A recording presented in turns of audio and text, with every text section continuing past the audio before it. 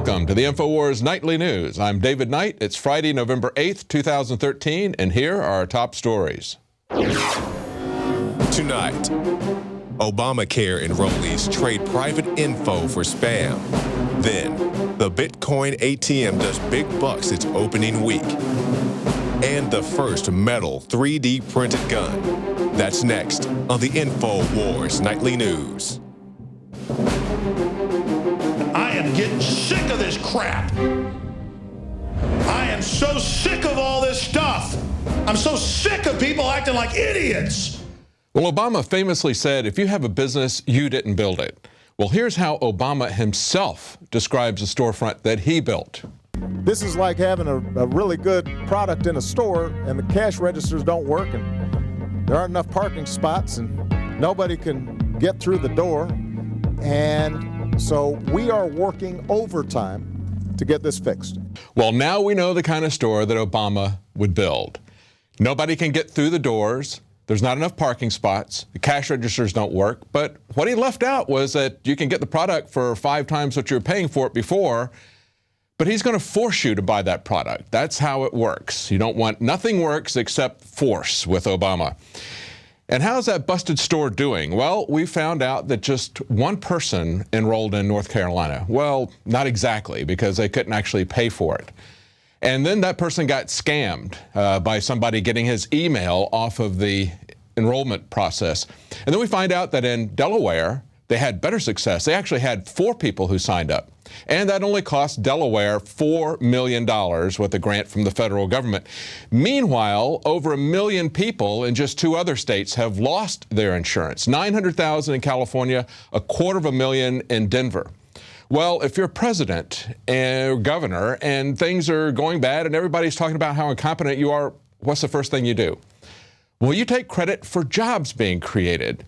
You take credit for what other people are doing, what their investments are, what the risks are that they're taking in hiring employees, especially because it's going to be so expensive with ObamaCare. And that's exactly what Obama did. And the mainstream media comes to the rescue with the job reports. CNBC reports shutdown, slowdown? No, job creation soars in October. But here's the reality about monthly job reports. Take a look at this website here, Marketplace. Here's how Marketplace shows job reports and how they evolve. The reality is that these monthly job reports are revised multiple times, just like you can see on the screen there. You have an original, then you have a revision, then you have another revision. They're totally bogus. It's nothing but spin and propaganda by the government to make people feel good about the economy. They can make the numbers go up, they can make them go down, depending on what kind of trend they want to show. And everybody forgets about the previous reports. They just go straight down the memory hole. And so people will forget about the previous month's reports. They just go straight down the memory hole. Well, if government is so corrupt, so unreformable, what are people going to do? Well, I think they're going to go around it. And we see people working on multiple ways to get around this corrupt system that can't be fixed, can't be reformed from Washington. We've got companies now that are getting out of the electrical grid. We've got large corporations that are literally unplugging from the grid. Since 2006, the number of electricity generation units at commercial and industrial sites has more than quadrupled. And they give a case study here of Kroger, talking about how they create biogas from food that's past its sell date. They said they've saved $160 million a year on electricity doing that. Walmart is using photovoltaic cells. And they said that it's still only 5% of the power generation from the utilities, but that's a very important, very profitable sector for them. And these companies are doing it because they're worried about the reliability of the grid, and they're worried about the rising costs. Costs are skyrocketing everywhere because they're shutting down coal-powered plants. And we have a very fragile infrastructure. So the question is, are you doing something for your family, for your business, to take care of these reliability and expense issues that are coming down the road? Now, also look that people are getting out of the system as far as currency goes. They're looking for an alternative way to store value, another alternative money system. And we see that increasingly with Bitcoin as well as others.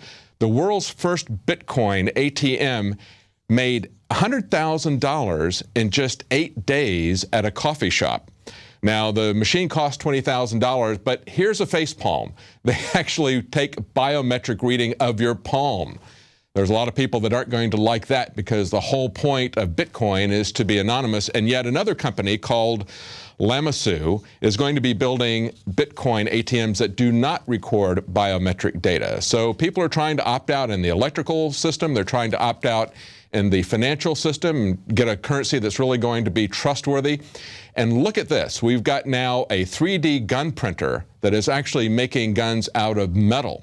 This is a major leap forward from the plastic 3D gun printing that we've seen Cody Wilson and others do as a sample to show what could be done. We have a company here in Austin called Solid Concepts, and as a proof of concept, they have a process called DMLS, which is direct metal laser sintering. Now, sintering is creating objects out of powder of metal, ceramic, other objects.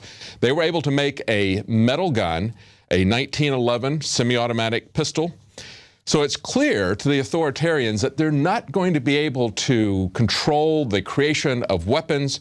That's part of what I believe is behind the war on ammo. But even create shortages with components like lead. We just saw that the very last factory that creates lead smelting direct from ore to finished product of lead, that's now been shut down in the U.S. due to EPA regulations. But we see all kinds of regulations about ammunition, restriction, registration, background checks, banning online sales.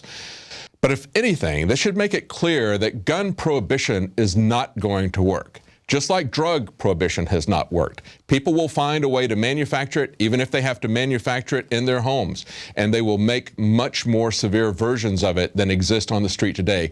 If they ban guns, you're going to see a renaissance in gun design. Very potent guns, just like we've seen the potency of drugs go up under drug prohibition, just like we saw the potency of alcohol go up during alcohol prohibition. Well, the government is not staying still. They have their own plans, even though we may be trying to go around them and looking for alternatives to opt out of Obamacare, looking for alternative currencies that we can trust, ways that we can get off the grid and provide ourselves reliable electricity. They've got their own plans. And we see that with the Trans-Pacific Partnership. This is a major project of the New World Order, and it will create a New World Order. It will totally and fundamentally change the way this country's economic infrastructure is set up. But it's being done secretly and in private. And it's such an issue that we have organizations that are putting out a crowdsourcing call. They actually have a bounty for people to get information about this super secret negotiation that's being conducted between corporations and a few representatives of government. And yet the elected representatives, the legislators, the congressmen, the senators of all countries are not allowed to see it. A couple of them have. Here in the U.S., Ron Wyden and Alan Grayson have pushed to see it, but of course they've had a gag order put on them. They can't talk about what's there in there, and they don't know. We don't know exactly what's in there because they continue to have negotiating rounds. So whatever they saw is still going to change, but what they saw they don't like. And here's what Alan Grayson characterized it. The result will be soon evident to everybody. When the agreement does get released, you'll see massive giveaways of our sovereignty, massive efforts to undermine the middle class in this country, massive efforts to keep us from making the decisions that we need to do to make ourselves safe, to keep ourselves healthy, and to actually have the kind of life we want to have. Why? Because we've given the entire process over to special interests. It's no longer even properly called a trade agreement. It's an anti-sovereignty agreement. It has very little, if anything, to do with trade at this point. And the fact that something like this can be negotiated in secret for over 3 years, it is an indication of how far our standards have fallen. I can't remember any time earlier in our history when we would have done this. I can't remember any time earlier in our history when we'd even make an effort to say that we couldn't have amendments on the floor of the House or the Senate about something that's so crucial to the way that we conduct our lives in the future. It's wrong, and the only way to fix it is for people to stand up against it. So just like Bilderberg and other organizations, they're conducting this massive reorganization of the entire economic infrastructure, not just our country, but all the countries, and basically putting large transnational, multinational corporations at the same level as if they were sovereign states. And it's not just that, but it's also the plans that the military-industrial complex has for us. Take a look at this RoboCop trailer. It gives us a glimpse of what is in store in our future if they get their way. What if I told you that even the worst neighborhood in America could be made completely safe? How do I know this? Because it's happening right now in every country in the world but this one. It is great to see American machines helping to promote peace abroad. So then tell me, why can't we use these machines here at home? Why is America so robophobic? Well, he ends that asking, why are Americans robophobic? And of course, that's a rhetorical question. You can see that very clearly from the beginning of that trailer. Think about what they're doing. What they're showing here is that they have a fully operational robotic police force in other countries. And that's what they've been doing to us, even though Americans don't see it. You know, if tyranny was a product like an iPhone, we would have had feasibility studies like the Pentagon's been doing for 20 years. They would have had Iraq and Afghanistan as beta tests. Then we would have seen a PR campaign like we've seen actually from mainstream media in Hollywood. And then finally, we would see them stocking the shelves with the product. That's what's happening here in America with the police state. As they're bringing home the equipment that they've used overseas in Afghanistan and Iraq, they're giving it to police departments. They're actually stocking it now. And they're actually putting in police who have been trained in the new kinds of techniques, these authoritarian police state tactics. So it's very obvious, and yet the public is totally oblivious to what's going on.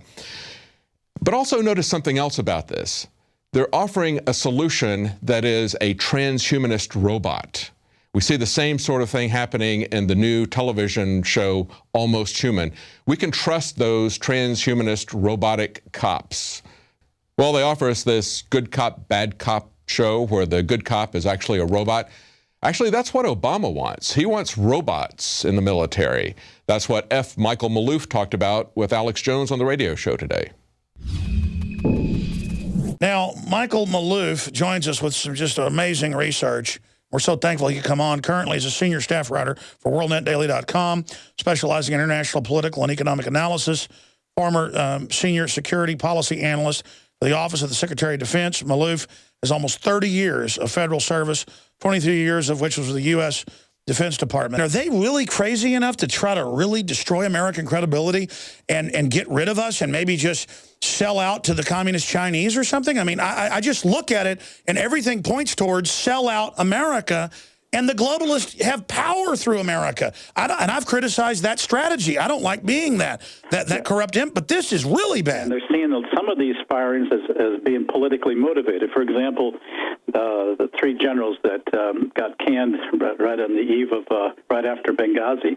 The concern is that they were using the firings to deflect attention from this ongoing investigation on Benghazi, which is far from resolved.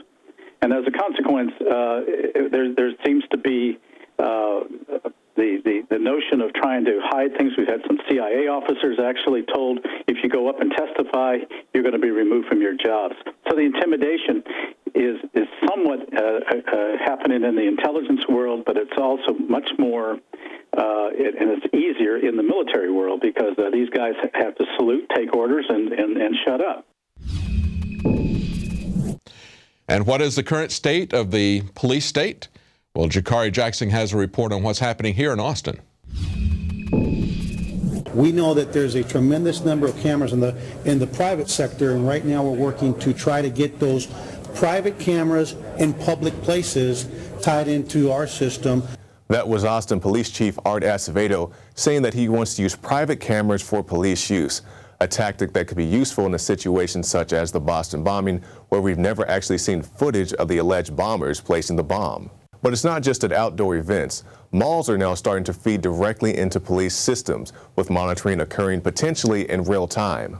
As this system grows, will you be able to go anywhere or do anything without the watchful eye of Big Brother? But you say, it makes me feel safe. Well, how do you feel about red light and toll cameras, which in theory keep you safe but can also be used to charge you out the wazoo? Couldn't other cameras be used to crack down on victimless crimes and ordinances, many of which may be very unconstitutional to begin with? Soon the new Xbox One will be released with a camera so advanced they can track your eye movements.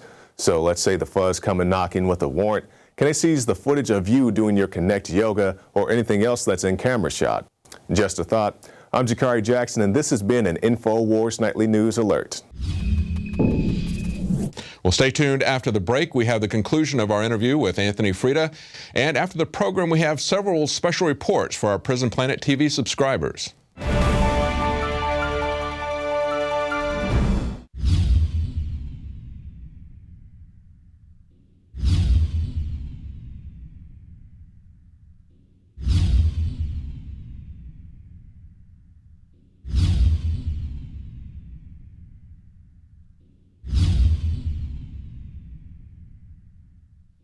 Alex Jones here to warn you about some of the most important health information you may ever hear. I'm talking about radiation, radioactive fallout, radioactive particles contaminating the Northern Hemisphere. Conservatively, since the 1940s, the Northern Hemisphere of our planet has more than doubled its background radiation. In fact, that was before Fukushima exploded. Now the levels are going up and up and up. Fish are contaminated in the Pacific, and the FDA, the EPA, and others, they're not worried about it. They've been raising the levels of what they claim is safe radioactive particles. So after more than 2 years of research into how to protect my family, looking at all the literature, talking to the experts, across the board they agreed iodine is key, but of the family of iodine, nascent, natural, non-GMO, non-factory iodine that comes from the earth is absolutely paramount for your thyroid and other functions in the body. The literature, the research, it's there. It's not my opinion. It is admitted that iodine is essential for the health of our bodies overall, and nascent iodine is the best form. Now, we're announcing the launch of InfoWarsLife.com, and we're going to bring you scores of products over the next few years that we're researching and developing. But nascent iodine is the first product we're coming out with because it's so important, and it's also listed as a fluoride detoxer. It does so many other things. Your body needs it, and when you don't have enough iodine, forget the radiation, your thyroid absorbs the sodium fluoride and other things. Nascent iodine and InfoWars Life Survival Shield in double strength at half the cost of the leading competitors. Please visit InfoWarsLife.com today. Well, welcome back. We're talking to Anthony Freda, illustrator who's done work for major mainstream organizations. We've talked to him about his political perspectives. Now we're going to talk to him about his technique and how he focused his art and his message. We've talked some about politics. Let's talk about your work, your artwork. How did you get into this? How did you come up with this style that you've got? Well, I was, very traditional kind of mainstream illustrator and artist. I mean, I always had a kind of political slant in my work just by nature and by things that were I was curious in, but I really didn't get focused until I got this assignment from the Village Voice to do called Fakes on a Plane was the name of the story. And it was about this nascent 9/11 conspiracy movement, and they talked about Alex. So for part of the research I did for this this piece was I listened to Alex for the first time.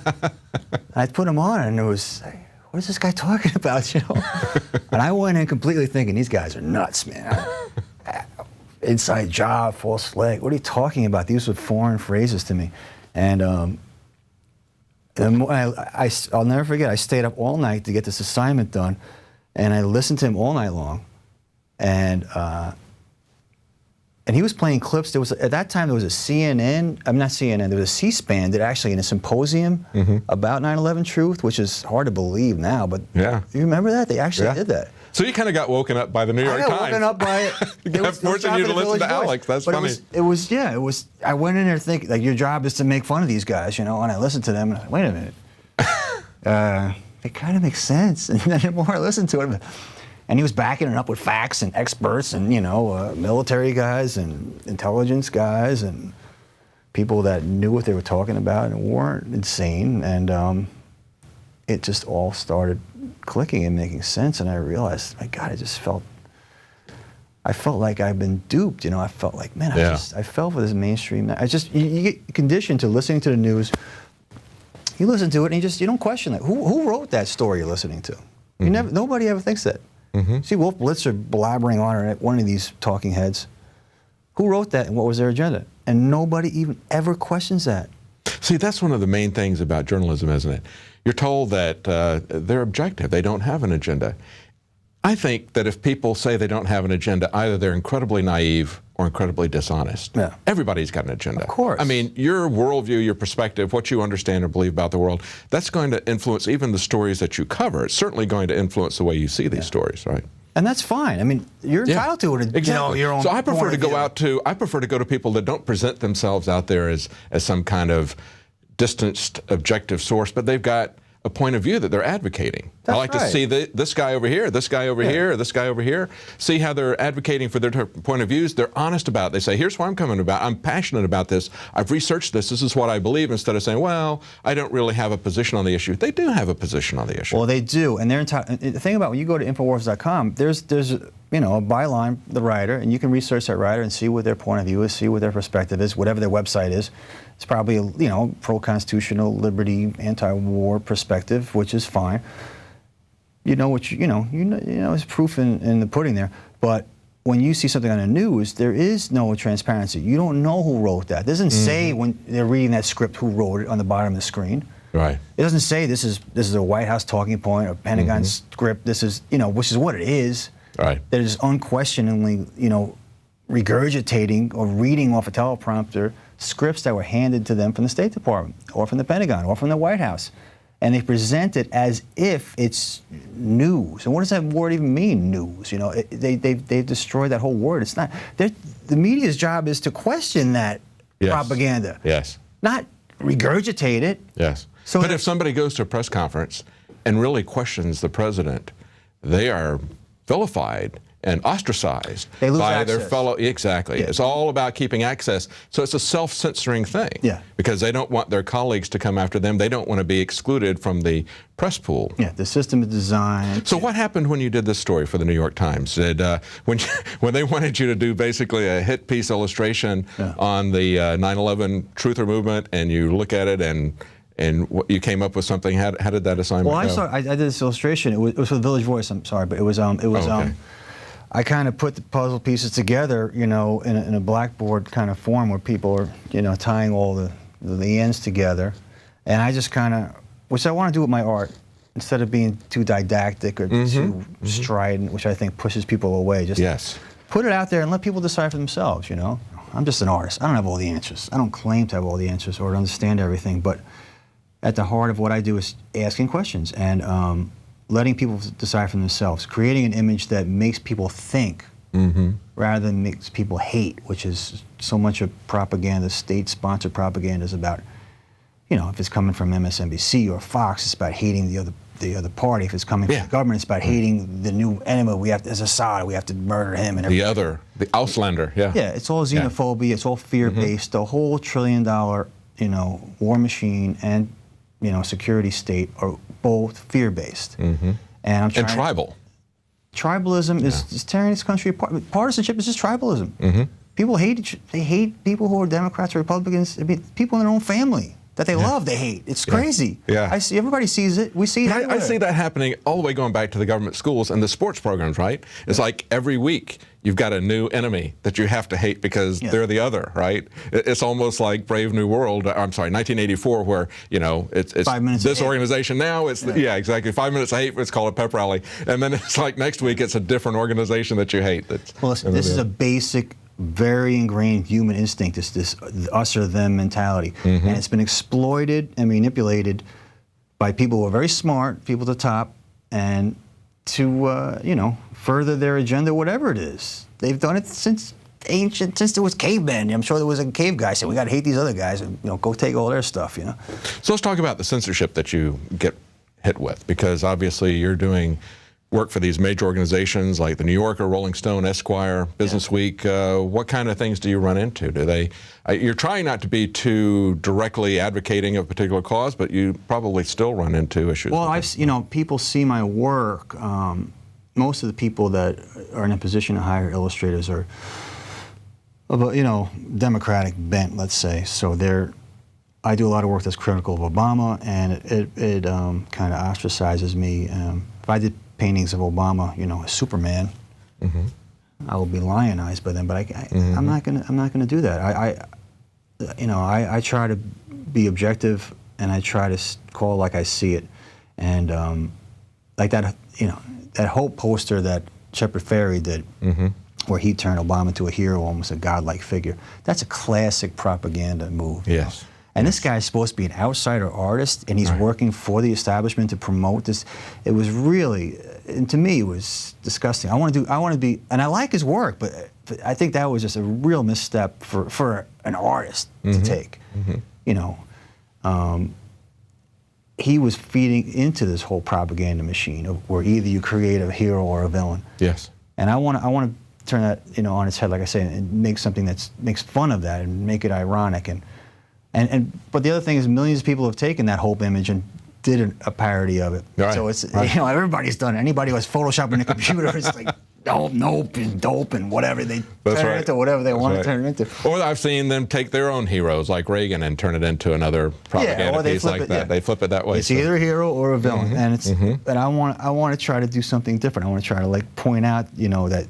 Don't fall into those traps. Like everything is not either a hero or a villain. Well, you're looking at the issues behind it. You're not just looking at the man. That's one of the things that scared a lot of people who were not supporters of Obama, was what they perceived to be a cult of personality that was being cultivated around Obama from the very first time he ran. That was very troubling. He's like, who is this guy? Where did he come from? And everybody's just, pinning, he's kind of this vague figure, and they're pinning their aspirations on him. And we've even seen a lot of his supporters who haven't necessarily distanced themselves from him coming back and saying, well, I thought that he stood for this, because they were projecting onto him. They were projecting their values and their hopes on him.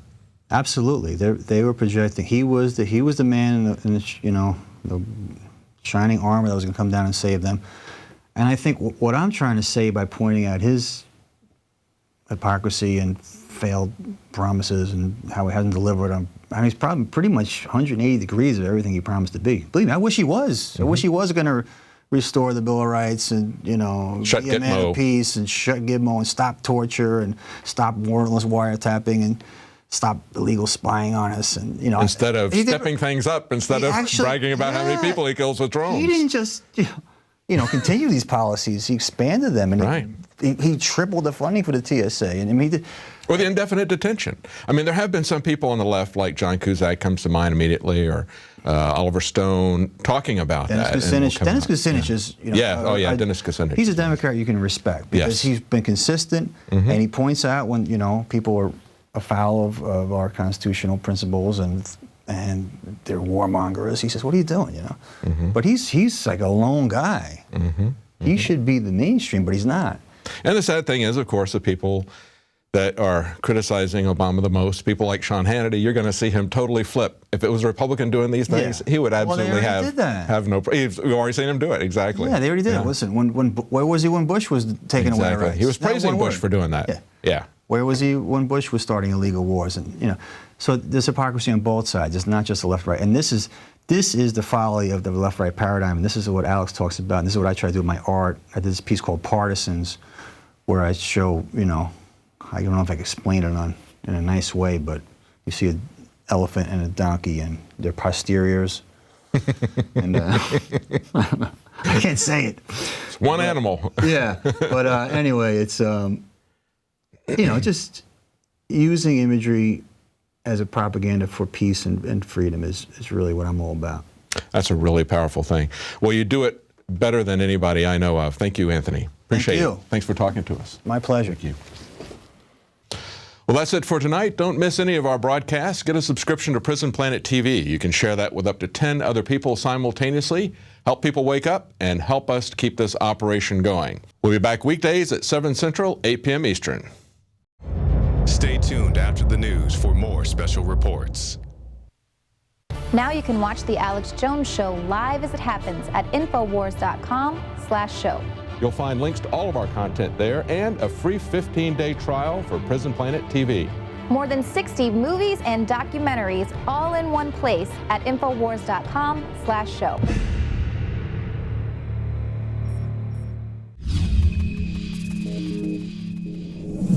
The official story of the LAX shooting has raised more questions than it's answered.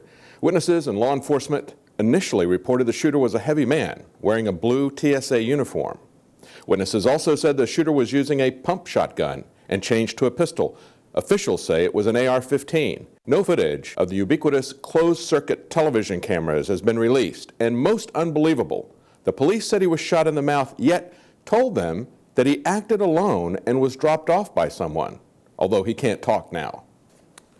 Regardless of what happened in the LAX shooting, in the 2 weeks prior, the government was trying to suppress information that had leaked to the public. TSA internal documents reveal that in mid-2011, Homeland Security and TSA acknowledged that there was no threat to either airports or airplanes, but they lied to the public about the threat, and with threats and blackmail, stopped state legislation that would have reined in the police state. In mid-2011, the Texas House approved unanimously an anti-groping bill that would have constrained the TSA's sexual assaults and its violations of the Fourth Amendment. But the Department of Justice, with heavy lobbying by the TSA and Lieutenant Governor Dewhurst, threatened to shut down all flights to and from Texas. We now learn from TSA internal documents written at the same time, the very same time, the TSA itself wrote, as of mid-2011, terrorist threat groups present in the homeland are not known to be actively plotting against civil aviation targets or airports. Instead, their focus is on fundraising, recruiting, and propagandizing. How did Infowars get access to TSA documents marked for official use only? From a lawsuit against the TSA. The plaintiff was able to examine TSA documents, which he summarized and quoted as part of his appellate brief. The government heavily redacted the brief, but mistakenly made the unredacted version public on pacer.gov. With both a redacted and an unredacted version of the lawsuit, you can see what the government doesn't want you to see, that there was no threat against either airports or airplanes. It also reveals the TSA was fully aware that since 2007 there had only been 7 hijackings worldwide and none of them involved explosives. Over the past couple of weeks, Infowars has interviewed the plaintiff several times and written several articles about it. And in response, the Department of Justice threatened the plaintiff, telling him he couldn't talk about the lawsuit, violating his First Amendment rights. And pacer.gov has now removed both versions of the lawsuit. PACER, an acronym for Public Access to Court Electronic Records, is a service of the U.S. Federal Court Service. It allows the public to see all court cases, and as of 2013 holds more than 500 million documents. In other words, you can see 500 million court cases, all court cases, except this TSA lawsuit. The government is very afraid of the content revealed in this lawsuit. Remember that in mid-2011, a former Miss USA said she was sexually molested by the TSA at the Dallas-Fort Worth airport. And in response, the TSA said this: "We wish we lived in a world where security procedures at airports weren't necessary, but that just isn't the case." That was their public lie. Internally, they wrote that they knew the procedures were not necessary. Texas Lieutenant Governor Dewhurst, a man with deep ties to the CIA and Homeland Security, worked with lobbyists from the Department of Justice to threaten a blockade against Texas if the TSA was blocked from sexually assaulting travelers. Through lobbying, lies, and threats, Dewhurst and Homeland Security stopped the anti-groping bill before the Texas Senate in mid-2011. Homeland Security, the Department of Justice, TSA, and their servants like David Dewhurst will do anything. They will lie, threaten, blackmail in order to create a turnkey infrastructure for tyranny. Their documents and their actions from mid-2011 prove it. Just as the TSA said about potential threat groups, Homeland Security itself is focused on fundraising, recruiting, and propagandizing. Do you understand how you're being played? For Infowars Nightly News, I'm David Knight.